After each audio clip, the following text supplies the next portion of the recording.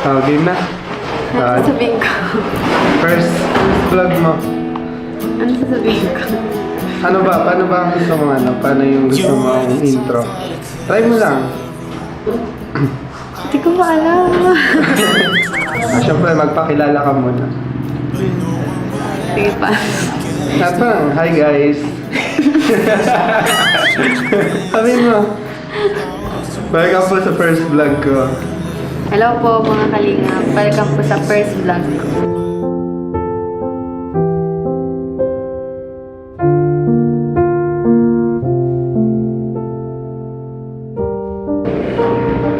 Ano pa? Ganyan. Oh, next, yung magpakilala ka muna, syempre, kasi malay mo, may mga viewers na hindi ka pa kilala talaga. Kaya magpakilala ka muna sa first vlog mo. Hello po mga kalingap. Ako po si Joy Aquino, ang first batch ng Kalingap Angels, beneficiary ni Kuya Rob.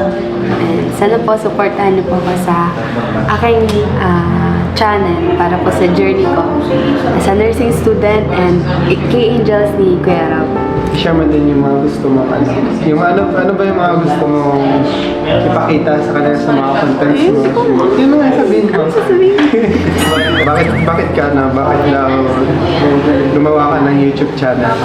Actually, si Kuya Rob talaga yung push din na magawa ako ng YouTube channel para sa akin, sa future ko, sa family ko. Syempre, makakatulong din to para sa amin. Syempre, nag-aaral kami, yung mga kapatid ko. Ayun. At syempre, para sa inyo po mga kalingap. Para sa future natin?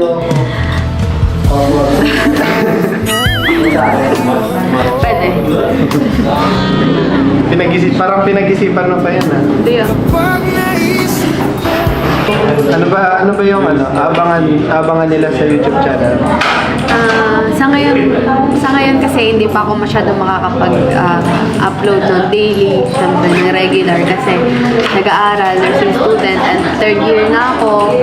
Ayun, medyo busy. Siguro ang update lang ako sa sa family ko, yung kaganapan namin, mga update sa buhay namin, sa family ko, sa atin, Kalingap. Sa atin? Kala ko sa atin.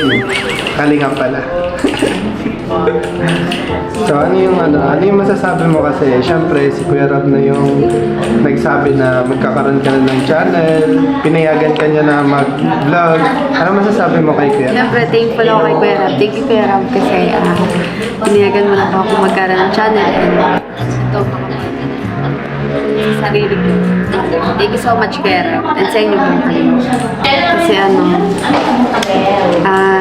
syempre, si Kuya Rob, simula nung na-scout ako nila Kuya Rob, naging beneficiary ako. Hindi nila kami pinabayaan, lalo-lalo na yung family ko.